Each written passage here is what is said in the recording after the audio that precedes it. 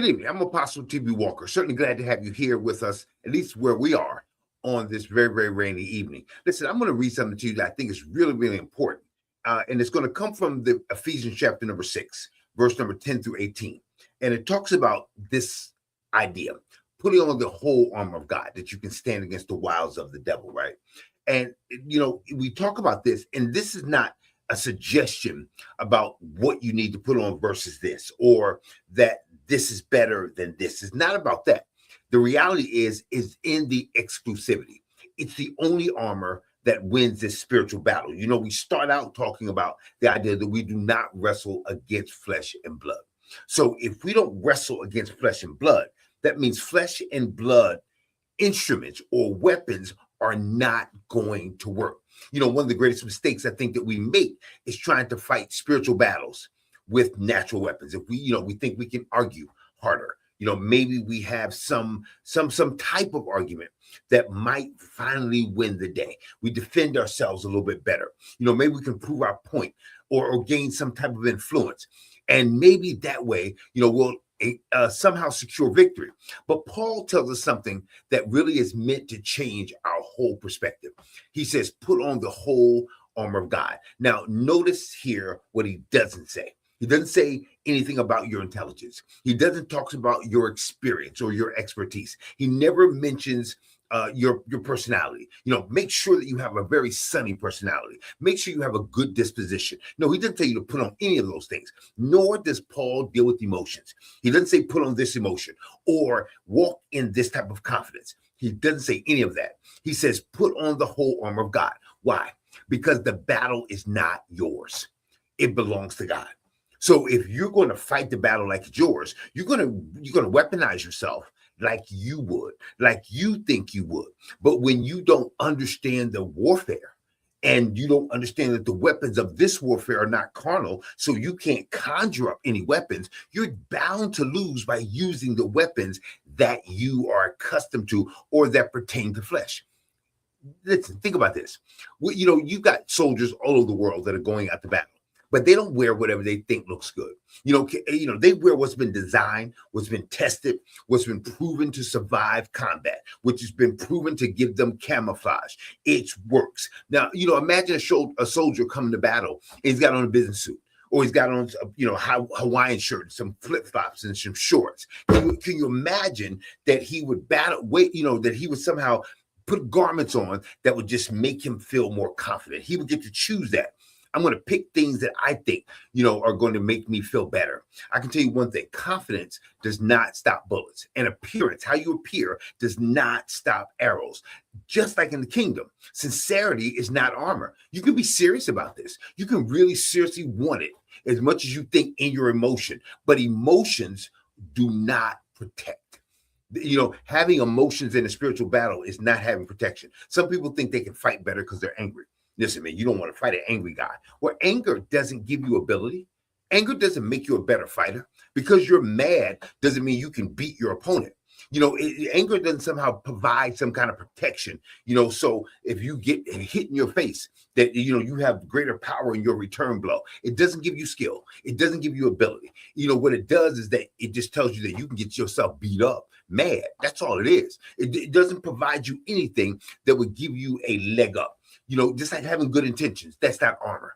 Talent is not putting on armor. Religious activity is not armor. We think it is. We operate like being busy is putting on the whole armor of God, but only the armor that God describes here in this book of Ephesians can withstand the attacks of the enemy. There's so many Christians out there that are just exhausted. Just mentally exhausted. But it's not because the devil is stronger in our time. We can look back at times and have seen some things that are tougher than what we're going through right now. But it doesn't matter about the times that are tougher. It doesn't matter about what they went through in the 40s versus what they're going through now. It's the same devil. Nothing's harder. It's just fighting with clothes that God never told us to wear. Listen, here's the thing that we get wrong. We wear self-reliance. We wear public approval. We wear success. Those are the things that make us feel like we're doing something. Our education, our popularity, how many people depend on us, what kind of influence we think we have. And the sad thing is that people mean well. and they want to fight back. You can see people in their, you can see it in their eyes that they want to fight back, but they're just wearing things and are depending on things that are just not designed for spiritual warfare. It'll never succeed when it comes down to spiritual warfare. So every day we face temptation, discouragement, fear. We get offended. There's pride, there's deception, there's all kinds of accusation. We suffer from so many of these things, but we just, we can just chalk it up if we want to just lifing, right? That's easy for us to say, but these are not random inconveniences. We have to understand that these are attacks that are meant to wear you down. They're meant to just drain your psyche. These little attacks are meant to just siphon your faith little by little, to slowly but surely pull us away from Christ. You just stop believing without even seeing how you got there. You stop depending on the word to be the hammer and the anvil for your life. You stop looking at the word as the standard, and you start developing a standard of your own. And every one of those attacks requires divine protection, not human solutions. We are just looking at man to fix man. And that is just the worst thing we could ever think. So the enemy is perfectly content. He just sits back to convince us to fight the wrong battle. The enemy's happy when we just think it's Republican and Democrats. It's this party versus this party. Here's the evil guy right there. And it's easy for us to find ourselves a villain that we can hate. But the thing is, if the enemy can get us fighting people instead of praying, oh man, he's happy. If he can get us defending our reputations, and instead of guarding our hearts, he has won. If he can get us reacting in the flesh instead of responding in the spirit, making what looks like what we used to think was strong now looks weak, the enemy is gaining ground. That's why Paul constantly says, stand. Having done all to stand, stand therefore. He says, listen, do not panic. Do not retreat. Do not compromise. You just have to stand. And now you got to ask yourself, why is this so essential? It's because someone who's wearing God's armor doesn't have to invent victory. If you're wearing the armor of God, you don't have to come up with victory. You don't have to create the victory. You simply remain in victory that Christ has already won. Listen, we wear a reminder that armor is a resource we need that's already been provided by God. He says, put on the whole armor of God.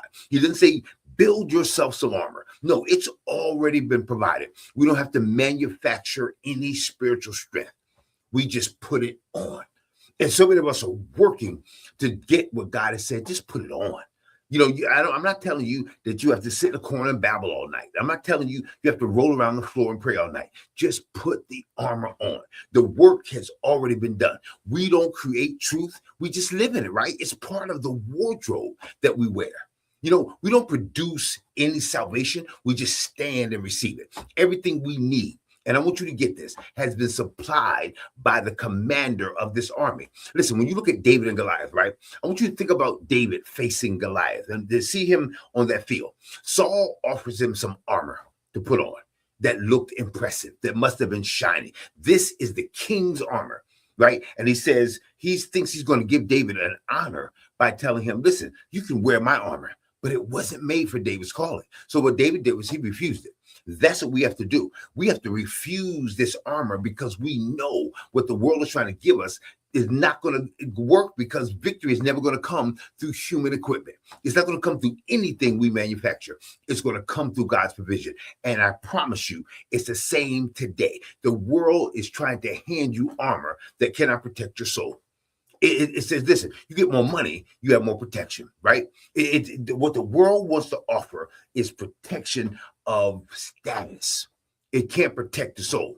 We think we can protect ourselves by bitterness, by revenge, by hatred. None of these things are going to help us survive the real battle that's going on. There's only one armor that's designed in heaven. This armor was not designed here because it was not for battles that are here. David said, listen, I know what this is. This is a spiritual battle. I don't want to wear the king's armor. It's not going to protect me. Why? Because I'm already protected by divine armor. David did not need to put on anything else other than what he already had on. And that's what the believer has to do. The world wants to try to make you think you need some more. There's got to be something else. I mean, other than that Christian stuff. But the reality is that's the stuff that you need. That's all that you need, what the word of God has already spoken and what he's already promised, what he's already declared. And that's the beautiful truth. You know, when you look at this, right? I mean, when you check out what's really there, right? The truth is this. God says, ultimately, everything points to Jesus. Everything that we do is going to point us to Christ.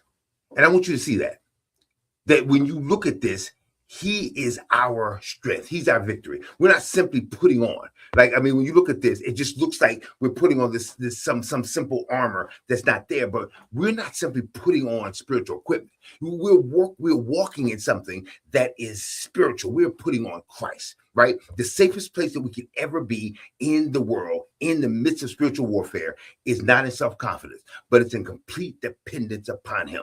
So when you look at this day, when you look at the rest of this evening that you have, before you answer some difficult call, before you walk into some meeting that you may have tomorrow, before you deal with some conflict that may even come tonight, I want you to ask yourself one question. I want you to think about this. Am I wearing what God gave me?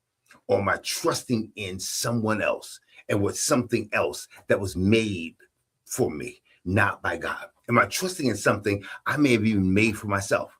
Because every other armor is going to crack. I promise you that. Every other weapon that we try to use is going to fail. Every other strategy that we try to come up with is going to eventually disappoint us. But this is armor. This armor of God that Paul is talking about has never lost a battle. And I'll tell you why. Because it belongs to God.